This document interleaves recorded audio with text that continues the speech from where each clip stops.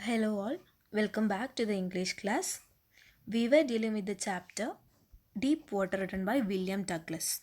This is the fifth module, and in this module, we shall look at the justification of the title, various themes, and the important questions. Moving on, let us look at the relevance of the title Deep Water. The title Deep Water is quite appropriate to this particular extract.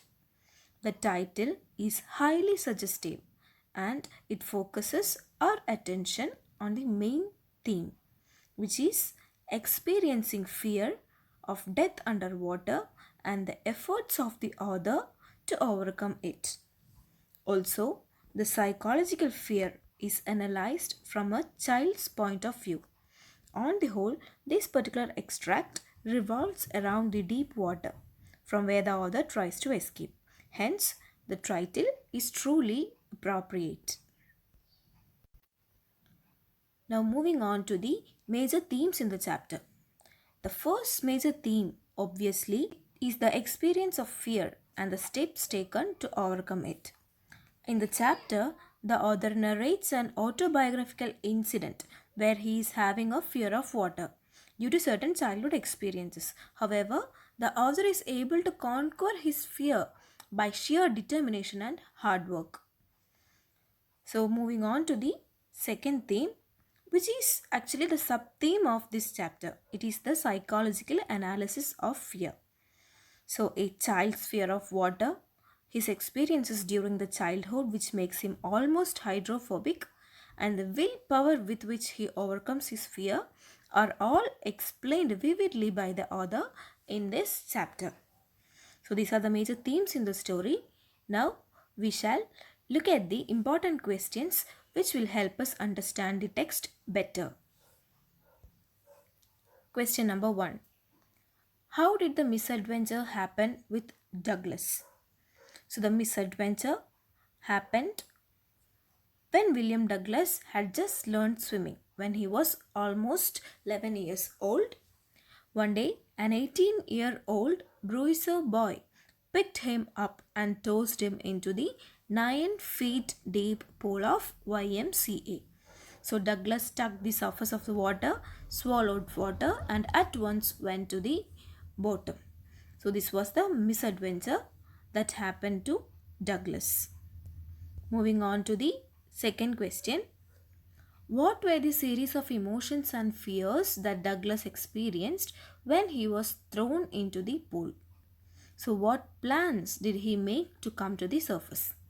So, as you can see, Douglas was really frightened when he was thrown into the pool.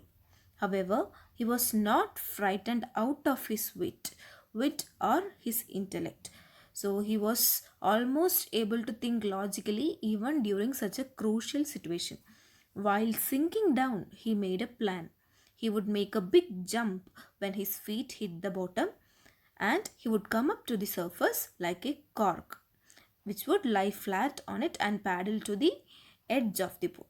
Thus, he had a lot of emotions within him. He was afraid, he was frightened, and he was really terrified. Even after all this, he was able to think logically and he made this plan like a big jump, like a cork, and just escape from the pool.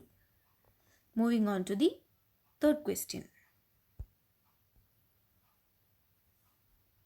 Question number 3. I was frightened but not yet frightened out of my wits, says Douglas. Which qualities of the speaker are highlighted here and how? Let us look at the answer. Douglas was frightened when he went down into the pool and was about to be drowned. So he had an aversion to water and now he was filled with terror. But what we must notice is the remarkable self-control of Douglas. So he used his mind even in the crisis and thought of a strategy to save himself from being drowned. So he was able to think logically. So what was that logical step taken by Douglas? It was to jump upwards like a cork. He tried almost 3 times to jump upwards like a cork to escape from the pool.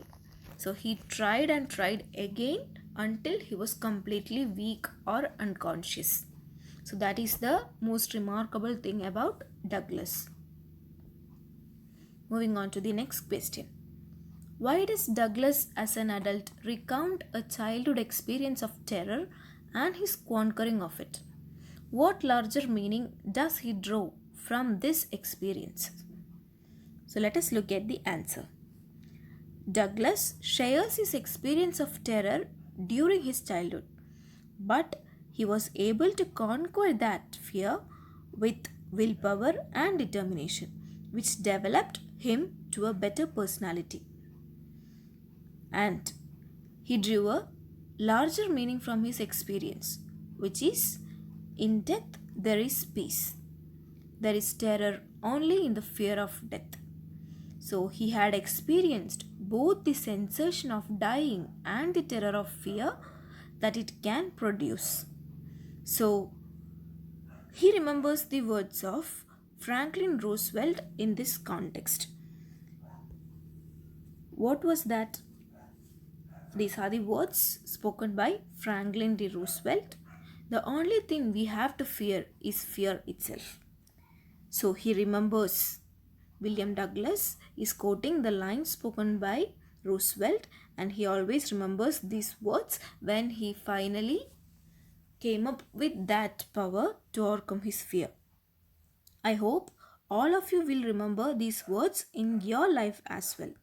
So, with this quote, I would like to wind up today's class. We'll discuss further in the interactive sessions. Thank you.